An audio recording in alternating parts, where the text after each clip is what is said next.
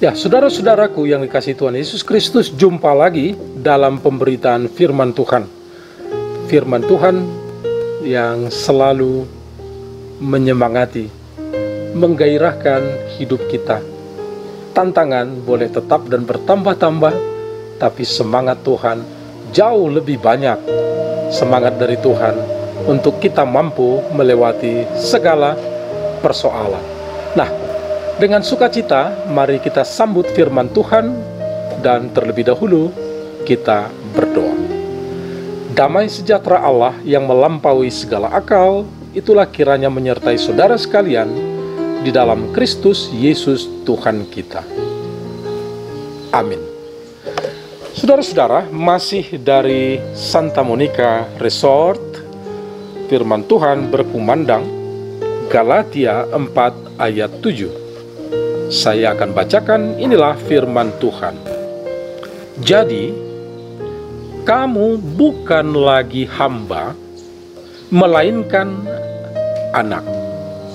Jikalau kamu anak, maka kamu juga adalah ahli waris oleh Allah. Menarik sekali, saudara-saudara. Sekali lagi saya bacakan. Jadi kamu bukan lagi hamba, melainkan anak. Jikalau kamu anak, maka kamu juga adalah ahli waris oleh Allah.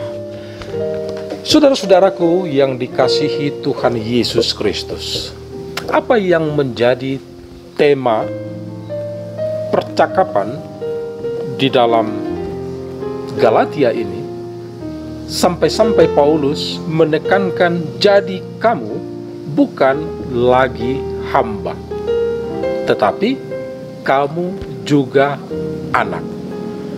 Nah, saudara-saudara,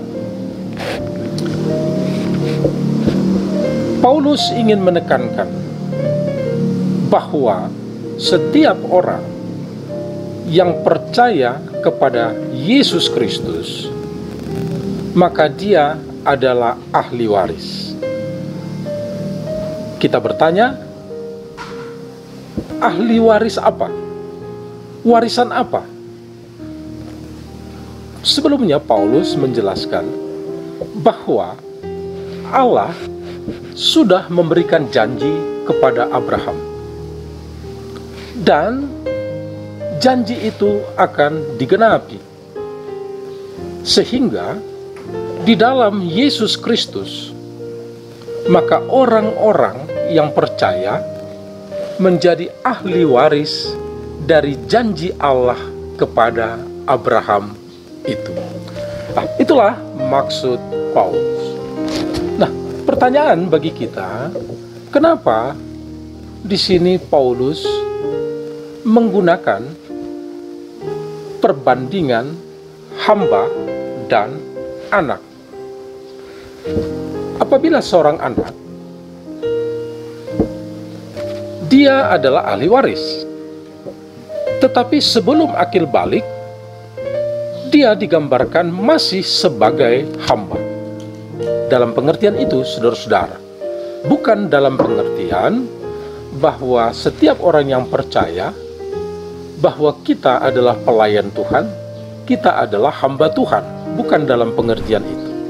Ini dalam pengertian anak yang telah merdeka, yang resmi menjadi ahli waris, dengan hamba yang sebetulnya juga anak, tetapi belum resmi menjadi ahli waris karena belum akil balik.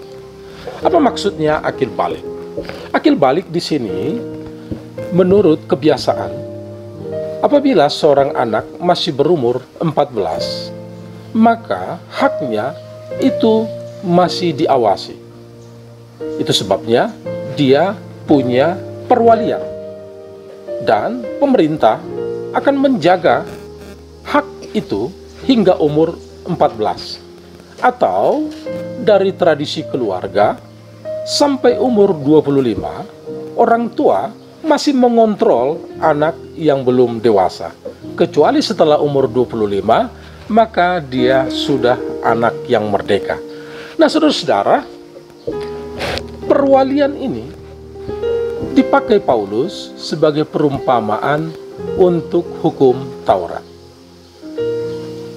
Ingat renungan pada 1 minggu lalu Senin dari 1 Timotius 1 ayat 5, saya sampaikan kala itu akan saya perjelas pada Galatia 4 ayat 7 yang akan saya sampaikan kepada saudara-saudara pada saat ini. Nah, saudara-saudara, Taurat ditambahkan. Itu berarti Taurat tidak menyelamatkan, itu ditambahkan. Tapi keselamatan di dalam Kristus. Janji Allah kepada Abraham. Bagaimana 3 hal penting ini memainkan peranan? Jadi begini, saudara-saudara. Sejak semula, Allah menjanjikan kepada Abraham. Dan janji itu digenapi di dalam Yesus Kristus.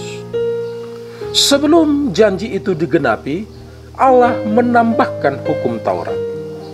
Sehingga orang-orang yang sudah hidup di dalam janji Allah, sambil menunggu kegenapan janji Allah, mereka dituntun, dijaga oleh hukum Taurat. Itu sebabnya orang yang hidup di dalam janji Allah, sementara menanti kegenapan janji Allah, datanglah penuntun, datanglah penjaga, datanglah pengawas, datanglah perwalian. Itu perumpamaannya di sini.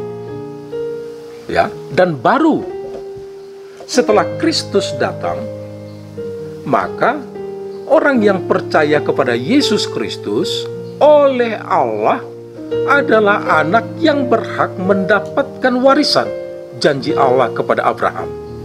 Nah, itulah yang dimaksudkan di sini. Dengan demikian, saudara-saudara, pertanyaan sentral dan juga eksplisit diungkapkan Paulus di dalam kitab Galatia ini. Pertanyaannya adalah pertanyaan retoris yang tidak membutuhkan jawaban. Kenapa tidak membutuhkan jawaban? Karena dari pertanyaan itu sudah jelas jawabannya, tetapi menegaskan kepada kita agar kita ikut dengan jawaban itu. Apa pertanyaannya, saudara-saudara? Paulus eksplisit mengatakan, apakah bertentangan hukum Taurat dengan janji Allah? Hukum Taurat ditambahkan oleh Allah. Janji Allah itu adalah dari Allah, sama-sama dari Allah. Itu tidak mungkin bertentangan. Sehingga 2 poin penting ini bagi kita harus melihat sebagai 2 hal yang sejalan, tidak bertentangan. Artinya, tidak mungkin kita katakan hukum Taurat menyelamatkan, padahal Allah menggenapi janji Allah melalui Abraham dengan anaknya turun, Yesus Kristus yang menyelamatkan. Ini sudah bertentangan. Justru dia menjadi tidak bertentangan kalau yang pertama, sebelum janji Allah digenapi kepada Yesus Kristus, maka orang-orang hidup di bawah hukum Taurat yang ditambahkan Tuhan sebagai penuntun, orang yang menunggu kegenapan. Dan bagi kita, setelah Kristus, maka hukum Taurat bagi kita adalah hukum yang menuntun kita hidup sebagai orang-orang yang sudah diselamatkan. Dan itulah khotbah pada 1 minggu lalu Senin. Ya. Pertanyaan seperti apa ahli waris ini, apakah bisa hilang ahli warisnya jika kita dikatakan tadi sebagai orang yang diselamatkan? Orang yang percaya, dalam asumsi saya itu orang yang percaya dibaptis di dalam Kristus Yesus. Tetapi di dalam perjalanan untuk keselamatan ini sebagai ahli waris, sebagai anak-anak, apakah itu bisa hilang? Ya, ini pertanyaannya adalah kita orang yang percaya, kita yang sudah dibaptis, kita sudah beroleh jalan masuk ke dalam kerajaan Allah. Kita adalah orang yang sudah mendapatkan keselamatan di dalam Kristus. Pertanyaannya, apakah kita sebagai ahli waris itu, artinya hak sebagai ahli waris untuk mendapatkan warisan itu bisa hilang di dalam perjalanan. Nah, saudara-saudara, untuk menjawab ini sangat simpel. Kenapa kita berhak sebagai ahli waris menjadi anak? Karena kita percaya kepada Kristus. Oleh karena itu, apakah bisa hilang? Kalau Anda murtad, kalau Anda tidak percaya lagi, tentu tidak ada hak lagi sebagai anak, sebagai ahli waris. Jadi, pertanyaannya sangat sederhana. Apakah di dalam perjalanan seorang anak yang adalah ahli waris bisa kehilangan haknya sebagai ahli waris? Jawabnya bisa. Kalau tidak lagi percaya kepada Kristus. Karena hanya di dalam Kristus kita punya hak sebagai anak, sebagai ahli waris, sehingga kita pewaris janji Allah kepada Abraham. Nah, itu jawabannya, saudara. Saya mau tanya juga, memang masih ada hubungannya dengan pertanyaan dari Pendeta Halina Baban, bahwa kita sepakat hukum Taurat itu bukan jalan keselamatan, tetapi hukum Taurat itu dari Allah dan keselamatan itu dari Allah. Tentu keduanya memiliki hubungan. Lalu yang menjadi pertanyaan saya, kadang orang kalau dikatakan sebagai janji keselamatan itu pikirnya sudah kemana-mana. Maksudnya bahwa keselamatan itu kan bersifat universal. Semua menerima keselamatan daripada Allah. Lalu kemudian ketika orang sudah memiliki perspektif yang demikian, maka orang-orang mungkin sering ada lebih mudah menganggap bahwa kalau toh saya sudah diselamatkan nanti, berarti saya bisa suka-suka di dalam dunia ini. Lalu menjadi pertanyaan, memang apakah ada ketentuan khusus selain daripada akil balik tadi? Anak yang seperti apa yang dapat dikatakan menjadi ahli waris? Ya, dari awal sampai akhir, ini ciri khas Alkitab, kabar gembira firman Tuhan, bahwa firman Tuhan selalu kaya dengan janji-janji. Itu sebabnya kita selalu hidup di dalam janji Allah. Dari janji Allah yang satu, umat hidup dan digenapi, ada janji Allah berikut, umat hidup digenapi, ada janji Allah dan berikut, umat hidup dan digenapi. Sama seperti Yesus, dia juga meneguhkan janji itu, dan di dalam dirinya, janji Allah secara penuh digenapi. Tetapi, walaupun sudah digenapi, Yesus juga menjanjikan sesuatu yang masih kita nantikan. Jangan salah, ya, bahwa dia akan datang kembali. Jadi kita selalu hidup di dalam janji Allah. Nah, kembali kepada pertanyaan, apakah orang yang hidup di dalam janji Allah itu akhirnya karena dia sudah memperoleh keselamatan, jadi dia boleh hidup sesukanya? Dan ini sebetulnya bagi saya, saudara-saudara, ini pertanyaan aneh.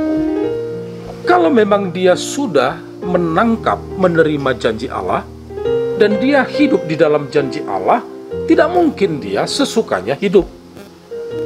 Jadi ini tidak ada cerita, ya. Tidak mungkin dia mau atau dengan senang hati melakukan hal-hal yang tidak sesuai sebagaimana hidup yang diharapkan oleh Tuhan. Itu tidak mungkin. Kalau kita tanya diri kita sendiri secara jujur, ketika kita melakukan hal-hal yang tidak disenangi oleh Tuhan, kita tahu kok bahwa itu salah. Kita kenyataannya tahu kok itu nggak benar. Dan kita juga merasa malu berhadapan dengan Tuhan karena kita tahu sebetulnya yang kita lakukan itu tidak benar. Nah, jadi pertanyaannya, apakah orang yang mau hidup sesukanya itu dimungkinkan? Ini saya kira hampir tidak mungkin. Itu karena apa? Dia tahu kok itu nggak benar. Kalau memang dia mengaminkan janji Allah itu. Yang kedua, hidup di dalam janji Allah sampai akhir hidup kita di dunia ini, kita masih hidup dalam janji Allah.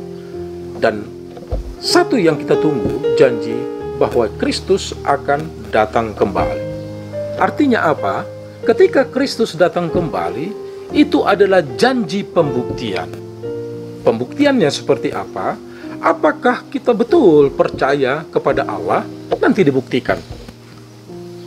Ya, kita bisa tangkap ini ya. Nanti dibuktikan ketika Kristus datang kembali. Artinya, memang kita hidup di dalam Kristus. Di dalam Kristus ada keselamatan. Itu sudah kita terima. Tetapi ada janji yang lain. Orang yang diselamatkan akan beroleh hidup kekal selama-lamanya, yang akan dibuktikan nanti ketika Kristus datang kembali. Bagi orang yang percaya kepada Kristus, ukurannya Tuhan yang tahu, tapi firman Tuhan mengatakan itu kelihatan dari buahnya, maka mereka akan beroleh hidup yang kekal. Memang dari sekarang kita sudah beroleh hidup yang kekal, tapi nanti definitif setelah Kristus datang kembali, bahwa kita hidup di dalam kekekalan mulai saat itu sampai selama-lamanya. Nah, itulah saudara-saudara, kalau kita melihat dari aspek pertanyaan tadi, bagaimana orang yang sudah percaya kepada Kristus, akhirnya karena dia sudah mendapatkan keselamatan, dia bisa sebebasnya hidup sesuai kehendaknya? Jawabannya tidak bisa. Oke, satu lagi, Mang.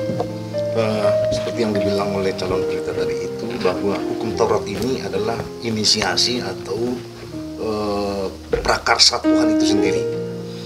Dan dia datang ke dunia ini menjadi manusia di dalam Kristus Yesus adalah juga inisiasi daripada Allah itu sendiri, yang Maha Kuasa itu sendiri. Nah, dan itu mungkin yang dipertentangkan oleh bangsa Israel, apalagi Farisi dan Sadusi, entah apalah nama-nama penyebutan untuk agama yang pada saat itu, sehingga mereka sangat menolak kehadiran Kristus yang belum mereka kenal pada waktu itu, yang mengatakan bahwa kami memiliki hukum Taurat yang dari Tuhan kami, itulah yang nanti yang memimpin kami. Nah, pertanyaan sekarang, apakah orang-orang yang pada zamannya pada hukum Taurat sebelum Kristus juga mereka akan terselamatkan, atau yang diselamatkan menjadi ahli waris? Ya, oke. Di sini Paulus, kalau kita berangkat dari Galatia, Paulus memperbandingkan hukum Taurat itu sebagai hak perwalian. Jadi dialah yang mengawasi, sama seperti orang yang belum akil balik. Sampai ketika janji itu digenapi dalam Kristus, maka dia akil balik. Dan pertanyaan tadi, apakah sebelum Kristus, apakah hukum Taurat ini menyelamatkan? Dan disinilah perdebatan. Sebelum Kristus pun hukum Taurat tidak menyelamatkan. Saya kasih contoh Keluaran 20. Akulah Tuhan Allahmu yang membebaskan engkau dari perbudakan di Mesir. Oleh karena itu, satu, kasihlah Tuhan Allahmu, jangan membuat patung, dan seterusnya, kuduskanlah hari Tuhan, hormati orang tuamu. Artinya, Tuhan terlebih dahulu membebaskan umat. Dan umat yang sudah dibebaskan, itu konteksnya perbudakan di Mesir, orang yang sudah dibebaskan hendaknya hidupnya sesuai dengan hukum Taurat. Jadi bukan dengan hukum Taurat mereka dibebaskan dulu, baru hidupnya maunya seperti ini. Yang kedua, tadi dikatakan bahwa memang hukum Taurat itu ditambahkan. Jangan lupa, itu ditambahkan kepada siapa? Kepada orang-orang yang sudah ada janji Allah melalui Abraham. Dan saya ingatkan lagi, memang hukum Taurat itu diberikan 430 tahun setelah janji Allah kepada Abraham. Artinya saudara-saudara, ini total inisiatif Tuhan. Itu betul. Ya, supaya apa? Supaya hidup umatnya yang sudah dia pilih. Aku adalah Tuhanmu, Allahmu, engkau adalah umatku, engkaulah milikku, maka engkau akan hidup dalam janjiku, engkau akan saya jaga, dan supaya hidupmu sesuai dengan yang saya harapkan. Inisiatif saya berikan hukum Taurat seperti inilah. Kasihilah Tuhan Allahmu, jangan membuat bagimu patung, kuduskanlah hari Tuhan, hormati orang tuamu, dan seterusnya. Jadi betul sekali, saya menarik kalau dikatakan itu inisiatif Tuhan, itu memperlihatkan betapa sentralnya juga hukum Taurat. Hanya satu, tidak menyelamatkan. Kalau dia menyelamatkan, maka dia bertentangan dengan Kristus. Nah, karena sama-sama dari Allah, tidak mungkin dua. Nah, dia akan sejalan kalau dan hanya kalau hukum Taurat itu tidak menyelamatkan. Tapi hukum Taurat itu sangat penting. Itu buktinya, kita, komunitas kita yang percaya kepada Kristus, beribadah di setiap ibadah hukum Taurat itu tidak pernah tidak pernah dilupakan, selalu masuk di dalam ibadah. Nah, begitu. Ya. Saya ada pertanyaan, tadi sudah disampaikan, walaupun kita misalnya sudah menjadi ahli waris karena kita sudah menerima Kristus sebagai juru selamat kita sudah dianggap menjadi anak yang bisa dikatakan sebagai ahli waris. Dalam perjalanan hidup kita ini mungkin karena situasi hidup yang begitu berbaur dengan manusia dari di luar kepercayaan kita, mungkin satu waktu seperti yang dikatakan, ditanyakan sama pendeta ahli tadi, bisa ahli waris itu dicabut hak kita karena kita meninggalkan Kristus.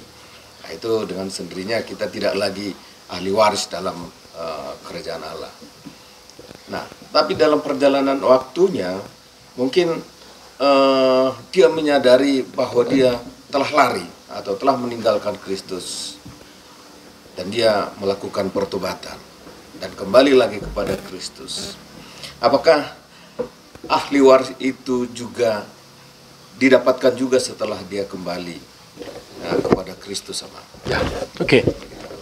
Ya, bagi saya memahami firman Tuhan ini, karena itu di dalam Kristus prinsip itu bisa gugur demi hukum itu, ya karena hukumnya adalah di dalam Kristus, dan itu menjadi diteguhkan demi hukum juga. Artinya karena di dalam Kristus dia menjadi ahli waris, di luar Kristus dia tidak ahli waris atau hak sebagai ahli waris itu gugur.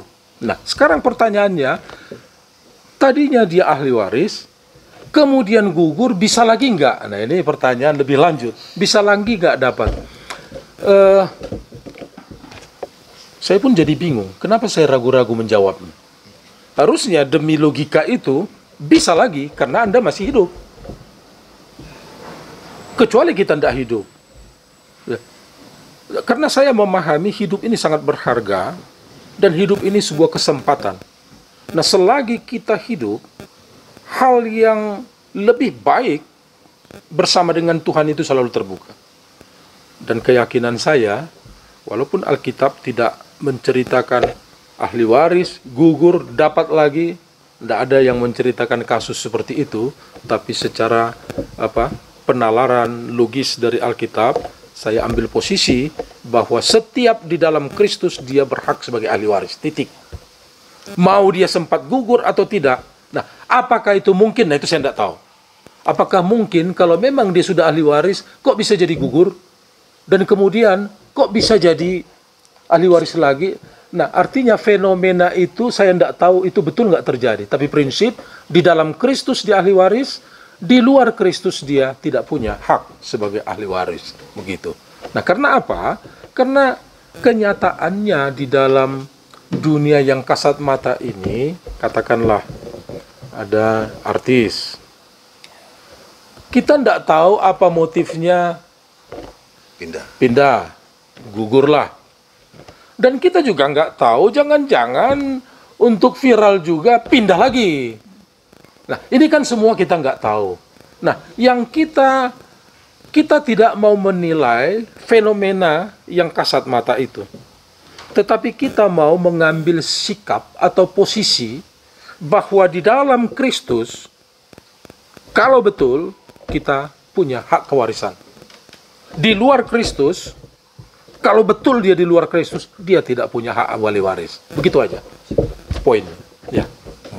Apa yang disampaikan oleh Paulus juga itu menjadi satu warning atau satu peringatan kepada orang-orang yang sudah menerima Kristus dalam kehidupannya. Ketika Paulus mengatakan, kalau kamu memang sudah benar-benar ahli waris, apakah saya leluasa untuk melakukan dosa dan lain sebagainya? Kata Paulus, bukan. Karena Kristus tidak bisa lagi disalibkan untuk kedua kali, untuk atas dosa yang kami perbuat kedua kali. Setelah Kristus, apa kamu terima dalam kehidupanmu, maka menjadi satu juga acuan. Ya, ini mau meneguhkan bahwa itu tidak mungkin. Karena apa?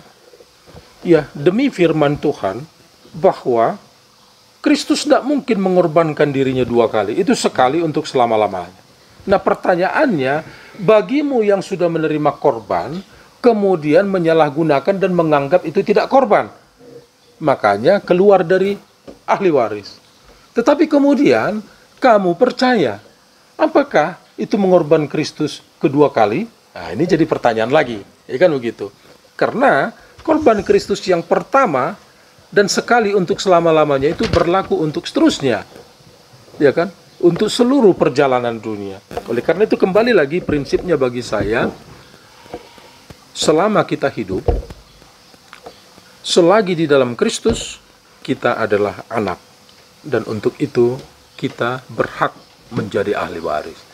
Tetapi begitu keluar dalam Kristus, dari Kristus, kita bukan lagi anak, tetapi kita adalah hamba. Kita adalah budak.